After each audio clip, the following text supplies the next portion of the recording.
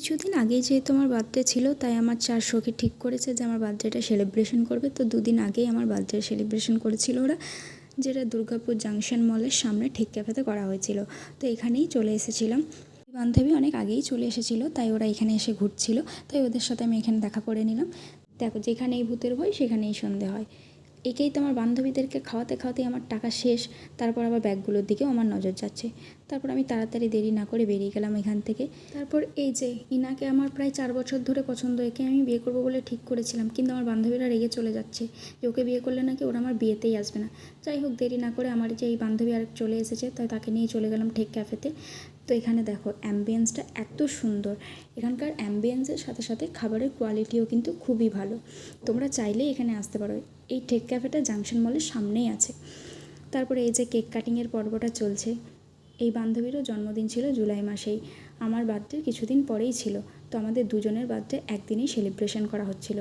আমার বান্ধবীরা এমনভাবে কেকটা গিলছে যেন কোনো দিন খাইনি, আজকে প্রথমবার খাচ্ছে। যাই হোক, তোদের কি আমার জন্য কোনোবারই মনে থাকে না যে আমাকেও খাওয়াতে হবে? ভাই রে ভাই, এই যে লাস্টে যাকে কেক খাওয়ালাম এটা হচ্ছে আমার বান্ধবীর ভাই।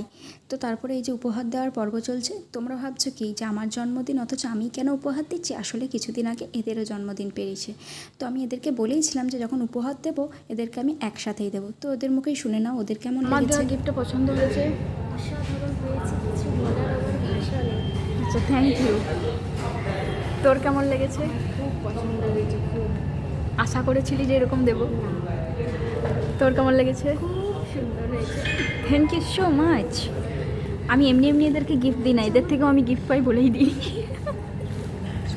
তারপর পেট পুজোতে লেগে পড়ি। এই যে এখানেই চলে আসে চিকেন ফ্রাইড রাইস, যেটা খেতে মোটামুটি ভালোই ছিল। তো এটার সাথে আমরা অর্ডার দিয়েছিলাম চিলি চিকেন, যেটা খেতেও অসাধারণ ছিল। তো তারপরে আমি নিজের জন্য অর্ডার দিয়েছিলাম ভেজ ফ্রাইড রাইস আর চিলি পনির। যতক্ষণ না আমার খাবারটা আসছিলো ততক্ষণ আমি এটাই খাচ্ছিলাম। তারপরে ভেজ ফ্রাইড রাইস চলে আসার পরে আমি এটাই নিলাম। তো এটা খেতে আমার সব থেকে ভালো লেগেছিলো। আর এই ভেজ ফ্রাইড রাইসটার সাথে চিলি চিকেনটা দিয়ে খেতে তো অসাধারণ লেগেছিলো। ফ্রাইড রাইসটার সাথে চিলি চিকেনের কম্বোটা তো কম বেশি আমাদের সকলেরই ভালো লাগে, তাই না?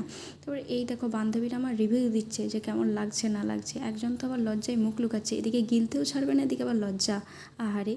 তারপরে এই যে এই জিনিসটা তো আমি যেখানেই যাই সেখানেই চুরি করে নিয়ে চলে আসি। যাই হোক, তারপরে এটাকে নিয়ে নিলাম, এটা একটু মুখে গুঁজে চলে গেলাম বাইরে ফটো তোলার জন্য। আমার বান্ধবী এখানে ভ্যাবাচাকা খেয়ে গেছে যে ওকে কিছু বলা হচ্ছে কি না। তারপর বললাম, না রে, তোকে কিছু বলা হয়নি, চল এবার বাড়ি ফেরা যাক। তারপর ওরা আবদার করছে চল এবার আইসক্রিম খাওয়া। এদিকে আমার 3 বান্ধবী তারপর বাড়ি চলে যায়। তারপর এদিকে আমি আর আমার এক বান্ধবী বাস স্ট্যান্ডের দিকে এগিয়ে আসছিলাম। তো তখনই দেখছিলাম একজন কাকু এরকম ফল কেটে বিক্রি করছে। এরপর আমার বান্ধবীর ইচ্ছা গেছে যে আমাকে খাওয়াবে। তারপর আমি বললাম ঠিক আছে খাওয়া, কোনো ব্যাপার না, ফ্রিতে খেতে কার না ভালো লাগে, তাই না? সেদিন দিনটা এইভাবেই পার করেছিলাম। ভালো লাগলে অবশ্যই চ্যানেলটা সাবস্ক্রাইব করে দিও। টাটা।